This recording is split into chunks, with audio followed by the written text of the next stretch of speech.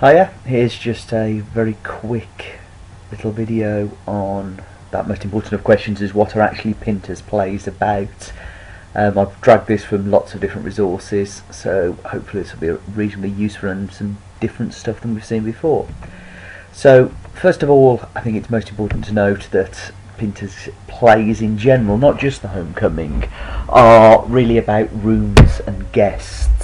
And I've put a couple of interesting quotations there for you to have a look at about how the rooms and the guests work, particularly to do with The Homecoming, but also, if you know wider Pinter plays like The Birthday Party and The Caretaker, are very much about rooms where people come into or people invade and the reactions of the people that live inside.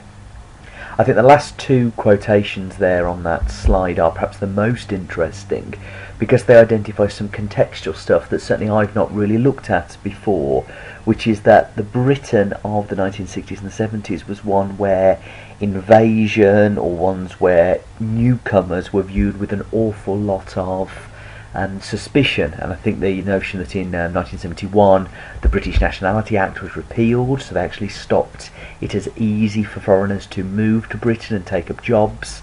And then obviously Powell's 1968 Rivers of Blood speech is quite significant there. I think I've spoken to both of my classes about the fact that this can often be seen as a Jewish play, and that the idea of Teddy bringing Ruth back into the house is actually of a non-Jewish woman being brought into the family, and that Pinter had spoken about that this was something that was the inspiration behind The Homecoming. Is quite interesting there as well. The fact that Jewish Chronicle very much felt that this was a Jewish play, I think, is something that might be worth looking at. But Eslin's quotation is the most important one there, I think.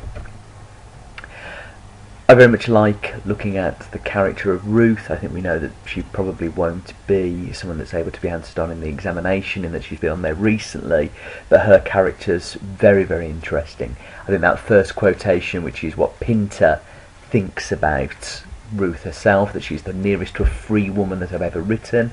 Very interesting to compare this to other Pinter women, particularly in The Caretaker, the Birthday Party. All very, very interesting. And then Gardner's fantastic little quotation there that she's trying to break down the fascist cell, the nuclear family, I think is something very much worth focusing upon. Memory is extremely important in The Homecoming. I've spoken to the upper sixth class about the fact that there are several storytelling moments in The Homecoming whereby characters tell stories from their past and try to use stories from their past as a way to build their own sense of identity. And that quotation there from Pinter, I think, is absolutely crucial to that in order to verify your identity in some significant way, you need to have a memory to fall back on.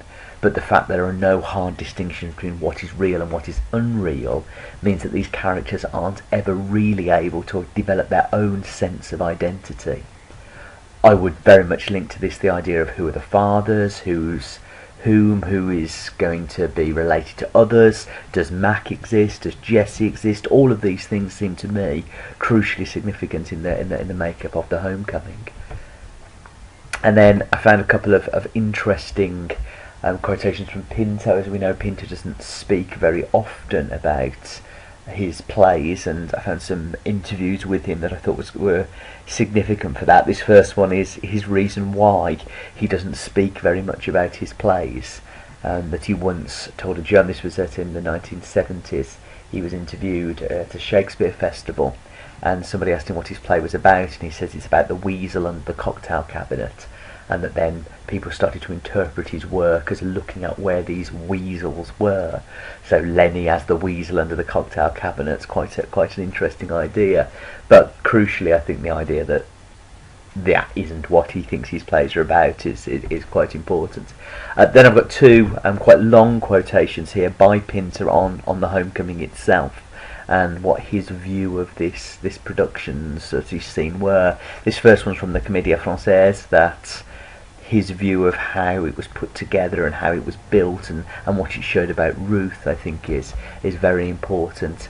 I'd suggest you pause this video here and have a read of that.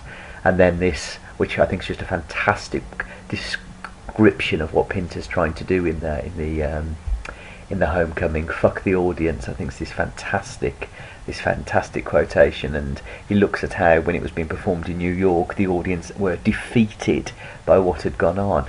That last bit at the end there, I don't want to overstate the point. I mean, sometimes if the audiences are intelligent and receptive, I like them. The suggestion being he doesn't like the audience very much, and therefore the hostility between audience and writer seemed to become very, very significant. And then to finish off, just pulled out a couple of famous quotations about what Pinter's texts tend to be about. Mike Billington describes him as an angry playwright who, when there's no real clarity about what he's angry about. Wardell's famous quotation, they are comedies of menace. Some fantastic Times reviews there about the terror that appears in these plays. And then finally, I thought that seems to me a very good revision question for you to do. Knowles' quotation that understanding Pinter involves understanding society as the 20th century draws to a close. The notion that he is depicting a fragmentary world, and a world that is just trying to bring itself back into control. So I hope that's been reasonably useful for you.